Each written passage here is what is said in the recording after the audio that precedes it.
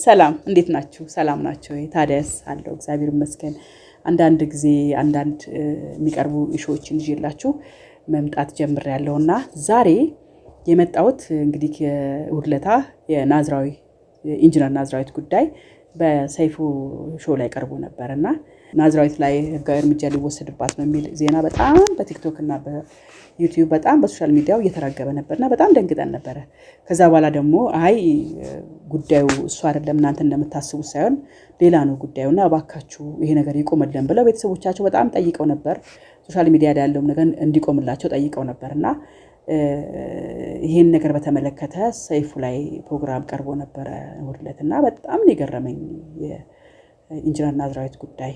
የመጀመሪያው ጥያቄ ያሉት እነሱ ምንም አይነት ጉዳይ ስለ ናዝራዊት ጉዳይ ሶሻል ሚዲያ ላይ ምንም አይሰራብን፣ እባካችሁ አቁሙ፣ ጉዳዩን ወደ ሌላ አቅጣጫ ይወስድብናል፣ ወደ አልተፈለገ ጉዳይ ስለሚወስድብን ይሄን ነገር አቁሙልን የሚል ጥያቄ ነው። ቲክቶከሮችንም ዩቲዩበሮችንም ይሄንን ነገር እንዲያወርዱልን በትህትና እንጠይቃለን። ስለሷ ጉዳይ ለእስር የተዳረገችበትን ጉዳይ ሲነሳ በጣም ምን ያህል ከባድ እንደሆነ የተረዳሁበት ጊዜ ነው። በዋናነት እንዳሉት የናዝራዊትን ጉዳይ ብዙ መናገር አልፈልግም፣ ብዙ መሄድም አልፈልግም። ግን ከሷ ተነስቼ ግን ለእናንተ መናገር የምፈልገው ነገር ስላለን የመጣሁት የናዝራዊት ጉዳይ በጓደኛዋ ምክንያት 5.6 ምናምን የሚሆን ኮኬን ነው እጇ ላይ የተያዘው። ይሄ ኮኬን እንግዲህ ምን ያህል በሚሊግራም ደረጃ እንኳን ቢገባ ቻይና ሀገር ህጋዊ እርምጃ ወይም የሞት ፍርድ ነው የሚፈርድባቸው። የተፈረደባቸውም ላይ የተፈጸመባቸውም ሰዎች እንዳሉ የናዝራዊት እህት ስትናገር ነበርና በጣም የደነገጥኩት የሷ ደግሞ ምን ያህል እጥፍ እንደሆነ ማወቅ ቀላል አይደለም። በዚህ ላይ የሷን እንግዲህ ወንጀሏን ከፍ አድርጎባታል የተባለው እንግዲህ የተማረች መሆኗ ነው ተብሏልና በጣም ከባድ ሁኔታ ላይ እንዳለች ገልጻለች። በጣም የሚያሳዝን ሁኔታ ላይ ነች ያለችው። ከፍተኛ ሴኩሪቲ ያለበት ቦታ እንደታሰረች ገልጻለች። እሷን ለማግኘት የ3 ሰዓት ያህል ሴኩሪቲ ጉዳይ በደንብ ተፈትሾ ካለቀ በኋላ 10 ደቂቃ ያውን በስልክ ብቻ ሊያውን በራሷ ቋንቋ ሳይሆን በእንግሊዝኛ ቋንቋ ብቻ እንድታወራ ተደርጎ የሚጠብቁ ሰዎች ቆሞ ነው ይሄ ነገር እሷ ከቤተሰብ ጋር እንድታወራ እንኳን የተፈቀደላት። የዚህን ያህል በጣም በኃይለኛ ጥበቃ ውስጥ እንዳለች ለማወቅ ችለናል። ለዚህ በጣም ነው ማዝነው፣ ስለተፈጠረው ነገር በጣም ነው ማዝነው። እንደተባለውም የሷን ጉዳይ ኢሹ አለማድረጉ ትክክል ተገቢ ነው ብዬ አስባለሁ። እንደተባለው የኢትዮጵያ መንግስትም ጉዳይ ውስጥ ገብቷል። እንግዲህ ጠቅላይ ሚኒስትራችንም በዚህ ጉዳይ ላይ ገብተውበት ብዙ ስቴፕ እንዲሄዱም ሰምተናል። እጅግ በጣም ነው የምናመሰግነው። ለሳቸውም ትልቅ ምስጋና ማቅረብ ፈልጋለሁ። በዚህ ደረጃ ጉዳይ ነው ብለው ዜጋቸውን እቺን ወጣት ለማገዝ ቤተሰብ ጋር ሁሉ ደውለው ኮሚኒኬት አድርገው ያለውን ነገር እየተከታተሉ እንደሆነ መረዳት ችለናልና ብዙ ሰዎች ከጎኗ ሆነው ያገዟት እንደሆነ ሰምተናል። በዛም ምክንያት ነው እንግዲህ ከሞት ፍርድ ወደ እድሜ ልክ ፍርድ የመጣው ማለት ነውና ናዝራዊት የሞት ፍርደኛ አይደለችም በዚህ ሰዓት። ለዚህ በጣም ዙሪያ የነበሩትን ሰዎች ሁሉ ማመስገን እንፈልጋለን። እንደተባለውም የሷን ጉዳይ ኢሹ አለማድረግ ተገቢ ነው፣ እኔ የምቀበለዋለሁ። አሁን የመጣሁት ይሄን የሷን ጉዳይ አንስቼ ድጋሚ ሌላ ኢሹ ለማንሳት ሳይሆን ከዚህ ጋር በተያያዘ ጉዳይ ለማንሳት እንግዲህ ኢንጂነር ናዝራዊት ሆስተስ ከነበረች አንዲት ጓደኛዋን ይሄን ጉዳይ ተቀብላ እቃውን ተቀብላ ሄደችው። ጉዳዩ ምንድነው? እሷ አለመጠየቋና ምንድነው ብላ አለመጠየቋ ጠይቃለች ተብሏል። በእርግጥ ዲቴል አለመግባቷ ይሄን ዋጋ እንድትከፍል አድርጓታል። ብዙ ጊዜ የሻንጣ ስራ የምትሰሩ ሰዎች በርካታ ናቸው ብዬ አስባለሁ። እናንተ የምትቀበሉትን ከዛ የምታመጡትን ከዚህ የምትልኩትን የምትቀበሉና የምታደርሱትን እቃ በጣም መጠንቀቅ አለባችሁ። ከማን ነው የምትቀበለው? የት ነው የማደርሰው? ምንድነው አላማው? ውስጡ ምንድነው ያለው? እማታውቁትን በህይወታችሁ አይታችሁ ግንዛቤም የሌላችሁ እቃ እዛ ውስጥ እንዳለና እንደሌለ ጥንቃቄ አድርጋችሁ ማየት መቻል አለባችሁ። የታሸገ የተዘጋ ሻንጣ አይደለም ይዛችሁ መሄድ አለባችሁ። ይሄን በደንብ ነው የምነግራችሁ። ምክንያቱም ምን ታሽጎ አብሮ እንደሚሄድ የምታውቁት ነገር የለም። አንድ ኤክስፒሪየንስ ልንገራችሁ። እኔ ከዱባይ ስመለስ አንድ ጊዜ ልጄን ቀድሜ ላኳት ማማ እና ሰዎች እቃ ያዥ እያሉ ነው ማሚ ላግዛቸው ችግር የለም ልውሰድላቸው አለችኝ። አንዲት እቃ ይዘሽ እንዳትሄጂ፣ ምንም እቃ እንዳትረከቢ፣ ሻንጣ ውስጥ ምን እንዳለ የምታውቂው ነገር ስለሌለ ማንም ያንቺን ዋጋ ስለማይከፍልሽ እንዳትሞክሪ ብዬ ከልክያት እሷ እምቢ ብላቸው መታለች። ከዛ እኔ መጣሁ ገኒ አድናቂሽ ነው ምናምን ብለው እቃ ውሰጅልናል። ምን እንደሆንኩ አላውቅም ብቻ አልኳቸው። ብቻ የሆነ እቃ ይጨምራሉ፣ ሽቶም ይጨምራሉ፣ ጂንስም ይጨምራሉ። ምን እዛ ውስጥ እንደገባ ማውቀው ነገር ዝም ብዬ ብቻ ኪሎ እያስመዘኑ የቀረውን ቦታ እየሞሉት መጥተው የነቃሁት ፕሌን ውስጥ ልገባ ስም እንዴ ምንድነው የገባው እዛ ውስጥ ሻንጣ ውስጥ ምንድነው የጨመሩብኝ? እግዚአብሔር በሚያውቀው ነው የምነግራችሁ። ከዱባይ አዲስ አበባ ገብቼ ፍተሻውን አልፌ ንጹህ አየር በተንፈሴን ሳረጋግጥ የተረጋጋሁት ደሜ ላይ ወጥቶ ማለት ነው። ፍርሃት፣ ጭንቀት ምንድነው ያለው ያችን ሴንሰሩን ቦታ እስከማልፍ ድረስ የእውነት ነው የምነግራችሁ ነፍሴ በአፌ ልትወጣ እንደው በቃ አልቻልኩም። ጨንቆኝ ምን ሆኜ ነው የተቀበልኩት? ምን ሆኜ ነው ያመንኳቸው? የታሸጉ ነገሮች ናቸው። ሽቶ ምናምን ነው። ሽቶ ተብሎ የገዛውስ ምን ተጨምሮ ነው? ምን አውቃለሁ? ምንም አላውቅም። እኔ አሁን ይሄ ጉዳይ ኮኬን ነው ብትሉኝ እግዚአብሔር በሚያውቀው ምንም አላውቅም። ይሄ ምን ኮኬን ራሱ ወይም ደግሞ እንደዚህ ህገወጥ ነገሮችን ብትሏቸውን ነገሮች እኔ ምንም አይቻላቅም። ስለዚህ ሻንጣዬ ውስጥ ከተገኘ አላውቅም ማለት እኔን ከተጠያቂነት ያድነኛል? አያድነኝም። ስለዚህ ሻንጣ ስትይዙ እቃ አድርሱልኝ ስትባሉ በጣም ጥንቃቄ ማድረግ አለባችሁ። እንግዲህ የልብ ጓደኛ የተባለች ጓደኛዋ ነች እንግዲህ አሳልፋ ይሄው 7 ወደ 8ኛ ዓመት ገባች። እቺ ወጣትነቷን እዛው ጋር ጨረሰች። ማግባት አለባት፣ መውለድ አለባት፣ ቤተሰብ መስራት አለባት፣ ወጣትነቷን ማጣጣም አለባት፣ ሰርታ ደስተኛ ህይወት መኖር አለባት። ይሄ ሁሉ ነገር በአንድ ጓደኛዋ ምክንያት እቃ ይዛ ያላግባብ ሳታጣራ በመሄዷ ምክንያት ይሄን ዋጋ እየከፈለች ነው። የሷስ ሶሻል ሚዲያው እያራገበው ስለሆነ ታውቆላት መንግስትም እያገዛት እዚህ ደርሳለች። ብዙ እኮ ሰዎች አሉ ሳይታወቅላቸው ሳይሰማ ምናልባትም ተፈርዶባቸውም ሊሆን ይችላል። ማናውቀው በጣም ብዙ ወጣቶች ዋጋ ከፍሎ ሊሆን ይችላል። ጥንቃቄ ማድረግ አለባችሁ ማለት ይችላል ፈልጋለሁ። ሻንጣ ስራ ከባድ ነው። አትስሩ አይደለም የምትይዙትን እቃ የምትቀበሉትን እቃ የምታደርሱትን ሆነ የምትመልሱትን እቃ በደንብ እወቁ። ማንንም ጓደኛ የልብ ጓደኛ የሚባል ነገር የለም። የእውነቴን ነው የምላችሁ እና ጓደኛ እንዲያደርገችኝ ሳላወቅኩም ይሄ ጉዳይ እኔ ያልገባኝ ምናምን የሚባል ነገር አለ። አለማወቅ ከጥያቄነት አያድንም። ይሄ በቃ ህጉ ነው። ምንም ማድረግ አንችልም። ስለዚህ ናዝራዊትን እህታችን እግዚአብሔር እንግዲህ መልካም ነገር አምጥቶ ያድናት፣ ወደ መልካም ነገር ያምጣት፣ ለሀገሯ ያብቃት እንጸልያለን። አሁን የተደበተ ያለውን መንገድ ማድነቅ ፈልጋለሁኝ። አሁንም ወደ ኋላ ይባላል ብዬ አላስብም። ለቤተሰቦቿም ጥንካሬን እመኛለሁ። ጸሎት አድርጉላት። እንደሰማሁት ከሆነ በጣም ልቤን የሰበረው እንግዲህ መጽሐፍ ቅዱስን ምንም ማንበብ ጀምራለችና ጓደኛዋ በሌለችበት 18 ዓመት ተፈርዶባታል። አመክኖ ተብሎ ወደ 15 ዓመት አካይ ተደርጓል መሰለኝ ስትል እንደሰማሁት ከሆነ ማለት ነውና ናዝራዊ ምን አለች እንግዲህ የተባለው እህትየዋ ስትናገር በቃ እኔ ይቅር ብያታለሁ እናንተ ይቅር በሏት አለች እህትየዋ። ናዝራዊት ነች ይቅር ያለቻት ጓደኛዋ እንደዚህ ዋጋ አስከፈለቻት። ደስ ይላል።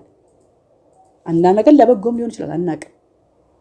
አሁን እቺ ልጅ በቃ ወደ እምነት ውስጥ ገብታ እንግዲህ ይቅር የዚህን ያህል ዋጋ አስከፈለቻትን ጓደኛዋን ይቅር ለማለት ደርሳለች። ተመስገን። ትልቅ ነገር ነው በራሱ ቀላል ነገር አይደለም። ግን ለምን የዚህን ያህል ዋጋ ይከፈላል? ምናምነውና ማናምነውን ሰው መለየት መቻል አለብን ብዬ ለመምከር ፈልጋለሁ። ሐሳቤን ነው የምሰጥ።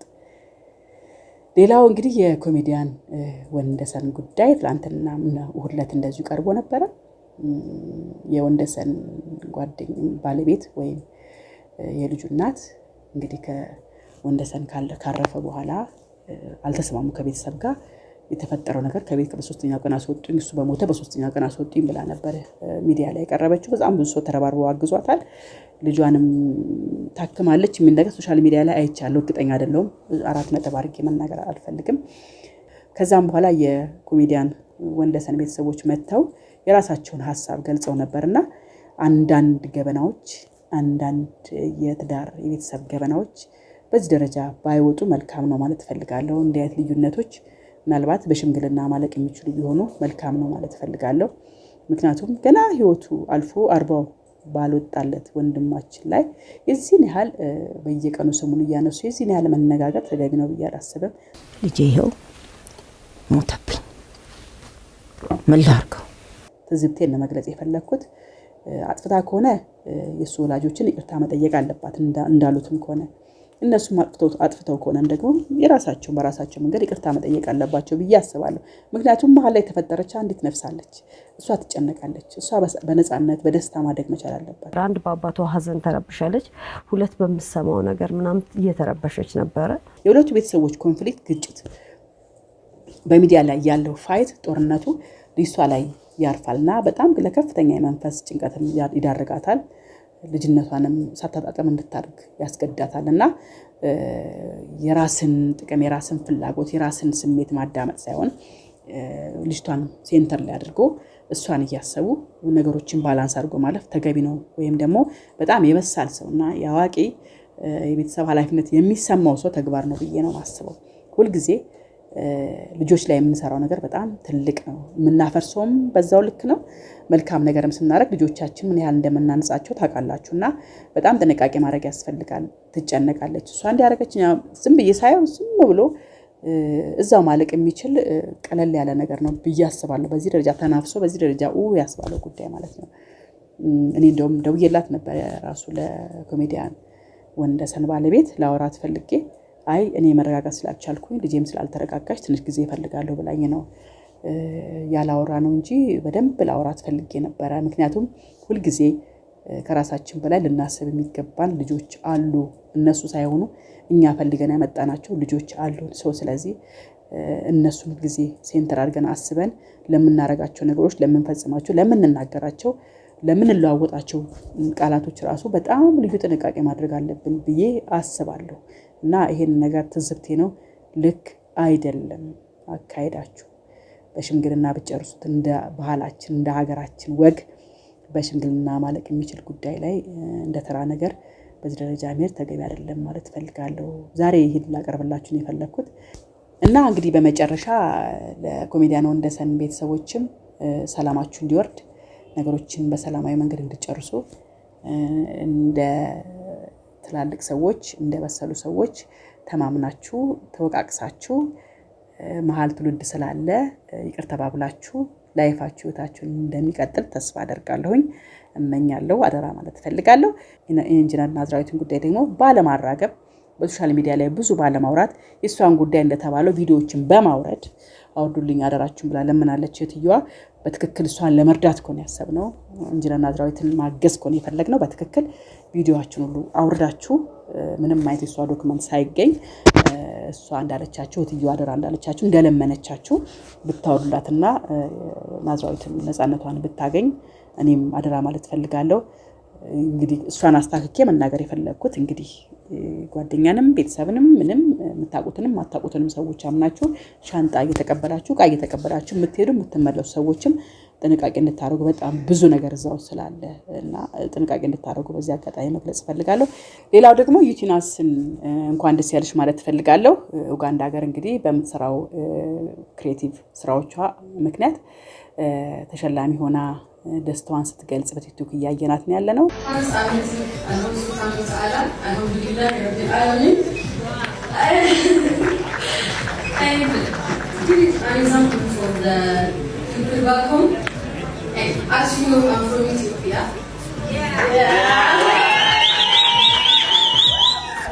በጣም ጎበዝ ወጣት፣ ኃላፊነት የሚሰማት ጠንካራ ወጣት እንደሆነች አውቃለሁኝ። በዚህ ደግሞ ማድነቅ ፈልጋለሁኝ።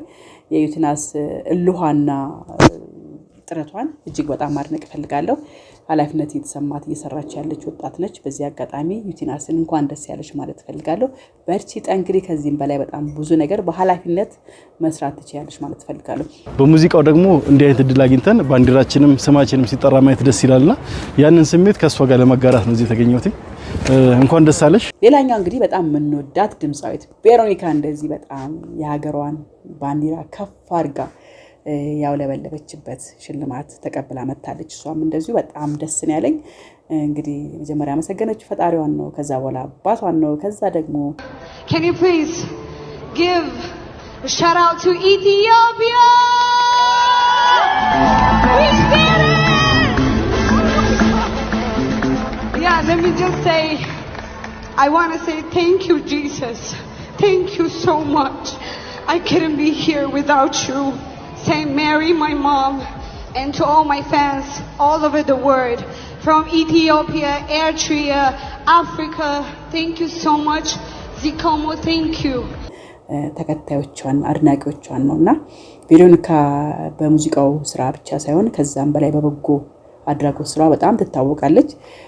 እንግዲህ የወንድሜን ሳምራዊት ፋውንዴሽን የተሰኘውንም እንግዲህ በጎ አድራጎት ድርጅትም እየረዳች የምትገኝ በጣም ኮንሲስታንት ሆነች፣ በጣም ጠንካራ ጎበዝ ጥረቷን ሁሌ የምትቀጥል በራሷ የምትተማመን ወጣት እንደሆነች አውቃለሁና ድምጻዊት ቬሮኒካ አዳነ በጣም ነው የምወድሽ፣ በጣም ነው ማከብርሽ። ጠንካራ ነሽ፣ በጎ ልብ አለሽ። እግዚአብሔር ደግሞ ሁልጊዜ አባትሽ ምርቃት ተከትሎ ሁልጊዜ እየረዳሽ ያለሽ የምትገርሚ ወጣት ነሽና እንኳን ደስ ያለሽ ማለት ፈልጋለሁ። የዛሬ ትዝብት ይህን ይመስል ነበር። አሁንም በየጊዜው ይህንን ፕሮግራም ይዤላችሁ እመጣለሁ። ሰላም ነው።